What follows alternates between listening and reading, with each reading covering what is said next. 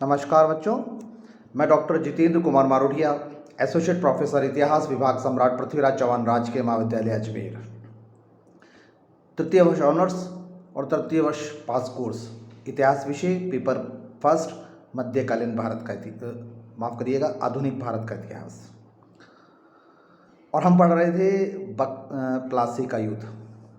प्लासी का युद्ध की घटनाएं पढ़ी, किस परिस्थिति में हुई, अंग्रेजों की क्या महत्वाकांक्षा थी, सिराजुद्दौला की क्या परिस्थितियां थी, तत्कालीन राजनीतिक परिस्थितियों का कैसा निर्माण किया गया, लॉर्ड क्लाइव की क्या मनोइच्छा थी और उसके मनोइच्छा के अनुरूप कूटनीति के द्वारा वह ब्रिटिश ईस्ट इंडिया कंपनी के फेवर में सकारात्मक काम करने में सफल हो गए।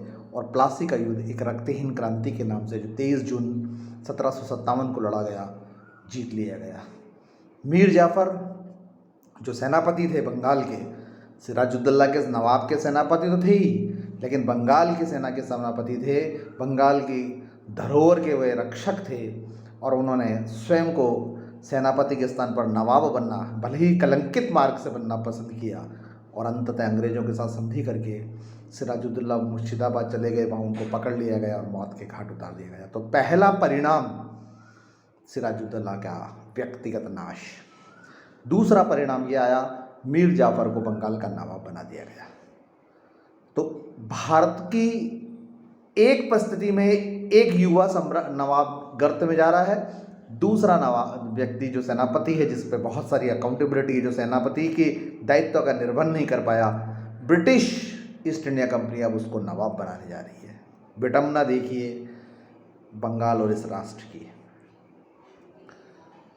अगला परिणाम, मीर जाफ़र को कहा गया कि आप तो सेना बनाए हैं, 17,50,000 रुपये हर्जाने के रूप में तय किए गए कि आपने समय रहते हुए हमको जानकारी नहीं दी। सिराजुद्दौला में इतनी ताकत थी कि वह कुछ समय तक हमसे युद्ध करता रहा, इसलिए आप पर हर्जाने की राशि लगाई जाती है। और मीर जाफ़र पर राशि हर्जाने की और एक इकरारनामे की राशि का आपको नवाब बनाया जाया करती है।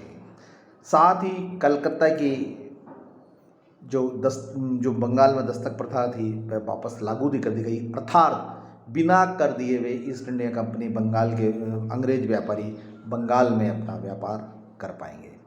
ये एक परिणाम और आया सामने। एक और परिणाम आया कि 24 जो कलकत्ता के आसपास के परगने थे, उन तमाम परगनों की जागीर अंग्रेजों को दे दी गई, यानी दीवानी अधिकार हल्का हल्का सा बंगाल में शुरू हो गया। फौजदारी नवाब के पास रहा। फौजदारी में की स्थिति क्या है कि दीवानी में जब आप वसूल करते हैं और जनता आक्रोश करती है तो आप उस आक्रोश को दबाते हैं, और जब दबाने का कार्य होता है, दमन का कार्य होता है, तो उसके फरमान नवाब के नाम से पढ़े जाएंगे।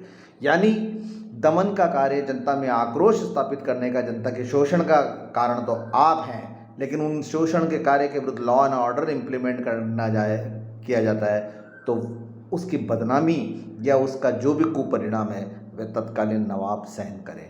ऐसा धीरे धीरे बढ़ रहे थे और 1765 में हम देखते हैं कि ये स्थिति आ गई।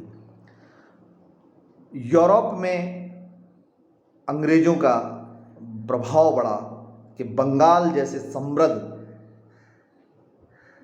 देश को उन्होंने जीता है। न केवल एक सैनिक और सामरिक उनका महत्व तो बढ़ा ही, साथ ही एक व्यापारिक बढ़ा कि अब भारत से बहुत अधिक धन निष्कासन शुरू हो सकता है। समानांतर जो यूरोपियन जातियां हैं उनमें ब्रिटिश श्रेष्ठतम थी, लेकिन अब सफलता के आधार पर श्रेष्ठतम सिद्ध होने लगी। भारत में व्यापार कर रही थी east India company, Portuguese company, French east India company, उन सब में से सबको धक्का लगा कि ब्रिटिश ईस्ट इंडिया कंपनी ने इतने बड़े प्रांत को बहुत आसानी से जीत लिया है।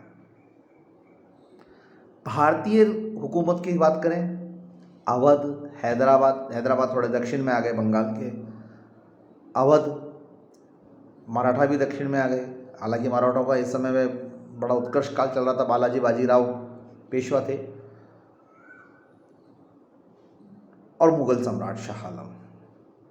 अब इनके लिए अनिवार्य हो गया कि अंग्रेजों को परास्त किया जाए, ब्रिटिश ईस्ट इंडिया कंपनी की सेना को परास्त किया जाए। यदि वे बंगाल को समाप्त कर सकते हैं और बंगाल के नवाब एक कठपुतली नवाब बना सकते हैं, तो हो सकता है कि धीरे धीरे वे उत्तर भारत में फैल जाएंगे।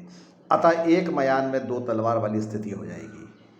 और अगर इस चुनौती को, जो स्पष्ट रूप से प्रत्यक्ष रूप से प्रदान नहीं की गई है, लेकिन एक राजनीतिक चुनौती सामने आ गई है, अगर उसको स्वीकार करके उसका समाधान नहीं किया गया तो परिणाम कुछ और हो सकते हैं। इसलिए कुछ ऐसा किया जाए कि अब हमें युद्ध करना हो।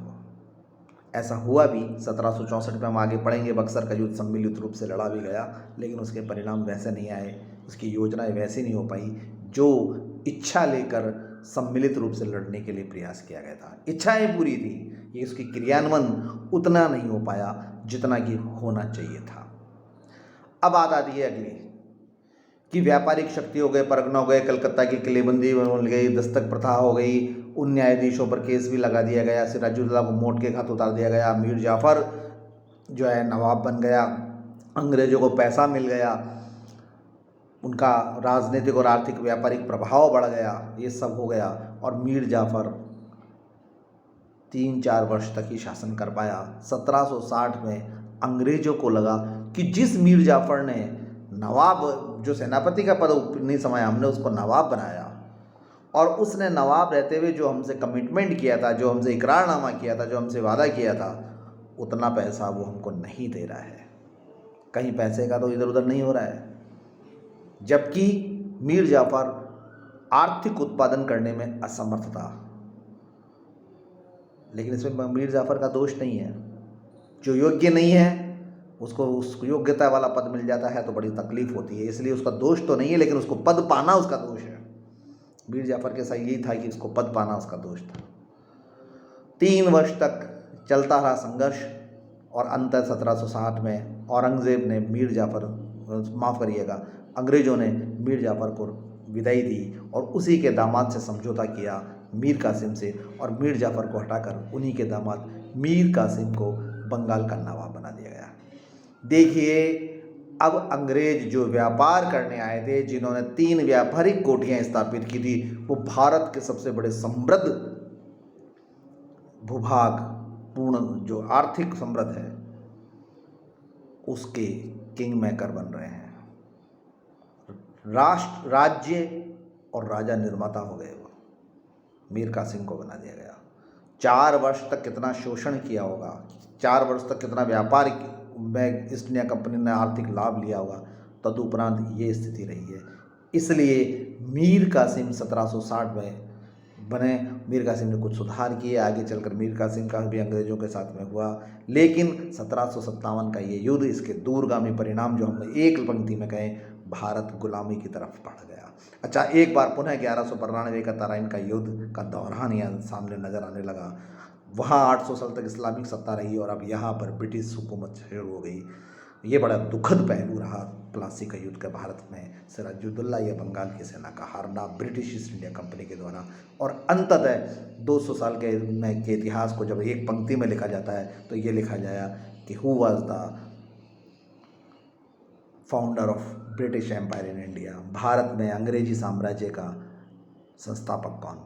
लॉर्ड क्लाइव, क्योंकि यही युद्ध उसके नेतृत्व में जीता गया था। धन्यवाद।